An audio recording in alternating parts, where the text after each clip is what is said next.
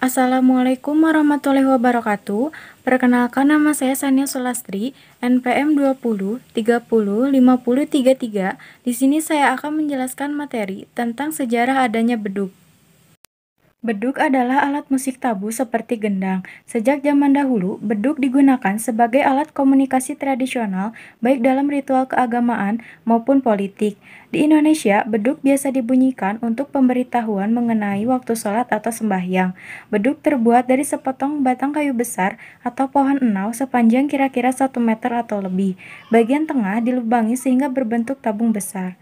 Ujung batang yang berukuran lebih besar ditutup dengan kulit binatang yang berfungsi sebagai membran atau selaput gendang. Bila ditabuh, beduk menimbulkan suara berat, bernada khas, rendah, tapi terdengar sampai jarak yang cukup jauh. Beduk berasal dari India dan Cina. Ketika Laksamana Cheng Ho datang ke Semarang, mereka disambut baik oleh Raja Jawa pada masa itu.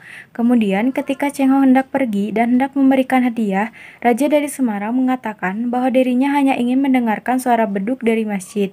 Sejak itulah, beduk kemudian menjadi bagian dari masjid, seperti di negara Cina, Korea, Jepang, yang memposisikan beduk di kuil-kuil sebagai alat komunikasi ritual keagamaan. Saat Orde Baru berkuasa, beduk pernah dikeluarkan dari surau atau masjid karena mengandung unsur-unsur non-Islam. Hal itu dilakukan oleh kaum Islam modernis. Namun warga NU melakukan perlawanan sehingga sampai sekarang dapat terlihat masih banyak masjid yang mempertahankan beduk. Di sejumlah masjid, beduk diletakkan di beranda atau lantai atas. Ada juga yang diberi rumah kecil terpisah dari masjid. Jika masjid memiliki gerbang besar, beduk sering diletakkan di atasnya. Suara beduk pada waktu belum ada pengarah suara manusia dan menjadi alat komunikasi yang penting untuk menandai merayakan momen-momen keagamaan. Fungsi beduk yaitu dalam fungsi sosial, beduk berfungsi sebagai alat komunikasi atau pertanda kegiatan masyarakat, mulai dari ibadah, pertanda bahaya, hingga pertanda berkumpulnya sebuah komunitas. Dalam fungsi estetika, beduk berfungsi dalam pengembangan dunia kreatif, konsep, dan budaya material musikal. Cara membuat beduk.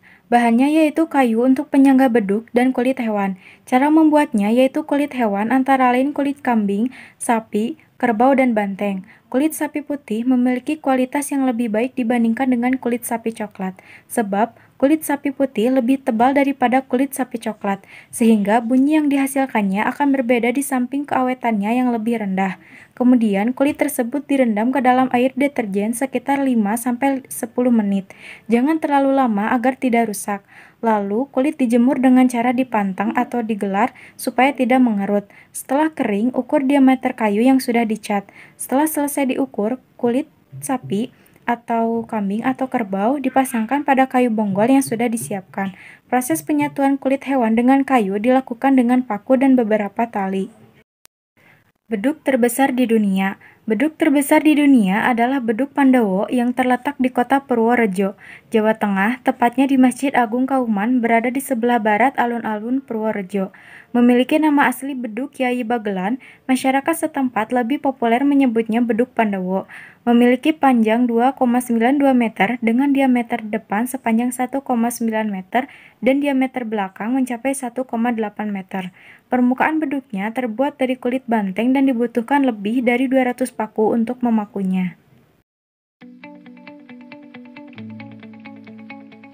Sejak kapan dan bagaimana beduk hadir di tengah-tengah masyarakat Indonesia? Apakah seiring dengan perubahan kendaraan religius dalam sejarah?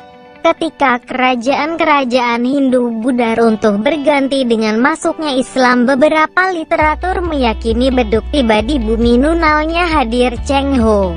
Laksamana Muslim Kaisar Ming itu menginginkan suara beduk di masjid-masjid, seperti penggunaan alat serupa di kuil Candi Buddha di Cina. Namun, menurut studi M. Dwi Cahyono, arkeolog dari Universitas Negeri Malang, beduk terkait dengan masa prasejarah Indonesia di mana nenek moyang kita sudah mengenal nekara dan moko, sejenis genderang dari perunggu yang dipakai dalam permintaan hujan. Kata beduk juga sudah disinggung dalam Kidung Malat, sebuah karya sastra dari abad ke-14 sampai 16 Masehi.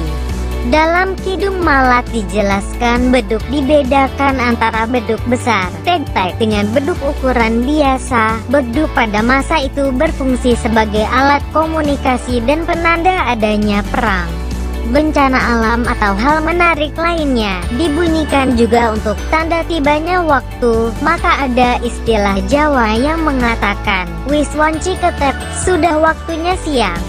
Kata tetep diambil dari saat tek-tek dibunyikan. Kendati demikian, pengaruh Cina tidak lantas dikesampingkan. Ditilik dari sisi konstruksi, teknik pemasangan tali dan pasak untuk merekatkan selaput getar resonator pada beduk Jawa mirip dengan cara yang digunakan pada beduk di Asia Timur seperti Jepang, Cina atau Korea.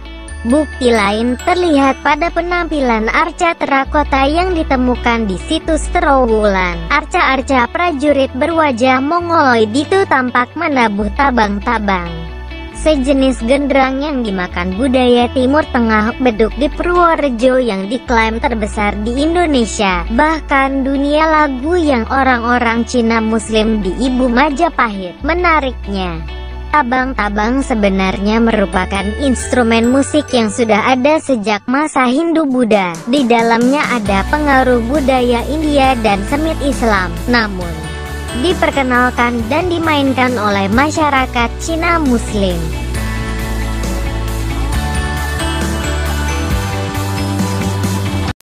Sekian yang dapat saya sampaikan. Mohon maaf apabila ada kata-kata yang kurang berkenan.